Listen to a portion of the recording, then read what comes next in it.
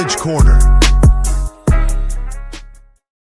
After the sweep 2 weeks ago, we went 2-1 last week, so it has been a very hot run for the model in recent weeks. And I got to say, we've done this, I want to say maybe 8 or 9 weeks now of the college football season. Dave, I don't know that there has been one week of the season that I have been more excited for the 3 picks I've isolated than this one. These are just, it's a fastball down the middle, right in my wheelhouse. All 3 of these were my top 3 individual plays this week before looking at the model. Big Ten country for all 3. If you follow me, you know I'm a Big Ten guy, so I know this one well, and I'm feeling confident, my friend. We start with Iowa and Nebraska, under 38.5 here.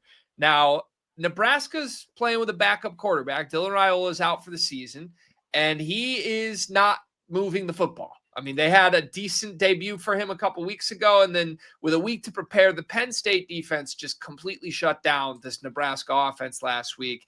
Then you look across the aisle here to the Iowa Hawkeyes, a program obviously known for unders. I think this is the 3rd consecutive week we've had an Iowa under in our best bets for this segment. They're just struggling right now, and everybody expected it to be a really bounce back performance last week against a dead Michigan State team. More on them in a moment. Iowa struggled and nearly lost that game, if not for some fireworks very, very late. I think this is just going to be a total rock fight, a game of field position, kind of a throwback Iowa football game. Given how good the Iowa defense can be, it would not be a surprise to me if they shut out Nebraska's backup quarterback-led offense. And on the flip side, I don't know how you can look at what Iowa did on the road against Michigan State, or at home against Michigan State last week, and feel confident that they can score. It's a low total, but it's a low total for a reason. One of our highest probabilities of the week, a 59.6% probability. We rarely see a number that is rounding up into the 60s, even on our site. So that's the best play of the week. From there, I've got another total in the Big Ten here. Indiana and Purdue, rivalry game of sorts, over 54.5. This one is also a high probability, a 57% probability. I think Indiana could cover this on their own. Truly, this is a game where a year ago, Curt Cignetti, in year 1 with a less potent offense, hung 66 points on a miserable winless Purdue team, beat them 66-0, and sent Ryan Walters, the former head coach, packing with a kiss on the cheek on the way out. This year's Purdue team is a little bit feistier, but they've lost 17 consecutive games in this conference in the last 2 years. Curt Cignetti had 2 weeks to prepare for this. Both teams had a bye last week. He's trying to get his quarterback the Heisman Trophy, mind you. Fernando Mendoza is the leader in the clubhouse to win the Heisman. A 5-touchdown, 400-yard week here and a 60-point win over the rival would assuredly do that. They had no issues doing it last year. This Purdue team, much has been made of their competitive gene. I just don't buy it. I don't see it. Neither does the model. 57% probability. If we get any points from Purdue, it's a bonus. But truly, if Indiana falls short of 56 points on their own in this game, I will be surprised. The final play on the card and the final play of the regular season for the Dimers model here in Big Ten country is a woeful end to the Michigan State Spartan season here. Michigan State at home. They are the other winless team in the Big Ten this year alongside Purdue.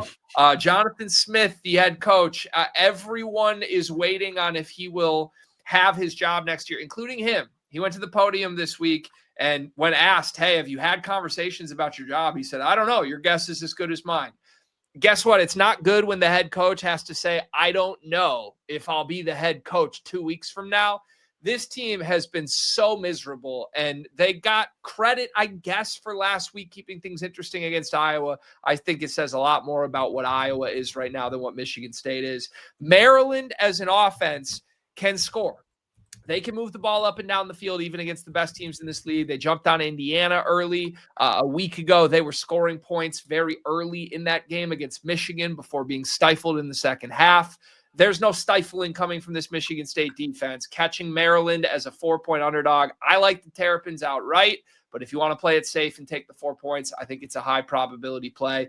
Dimers agrees, 58% probability. All three of these plays right in my personal favorite conference wheelhouse. It would be a great bow on the end of a great regular season run for the Dimers college football model.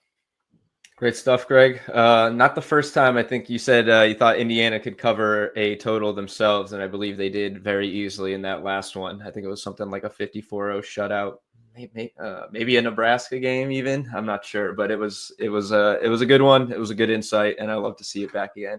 All three of these with high value, 57% probability or up. Looks like a very good card for this Saturday. Yes, sir. Now, disclaimer alert. Sometimes when we come out and say, I'm the most confident this week, that's when betting humbles you. So betting gods, I hear you. I know you're here. Just bless us this one holiday week, please. And thank you. Make sure you throw us a like on this show, by the way. Give us a subscribe wherever you get your podcasts. That would be lovely. We do this twice a week normally, only once this holiday week. But if you're watching us on YouTube, make sure you subscribe to the Dimers YouTube channel. We've got a bunch of good stuff for you over there.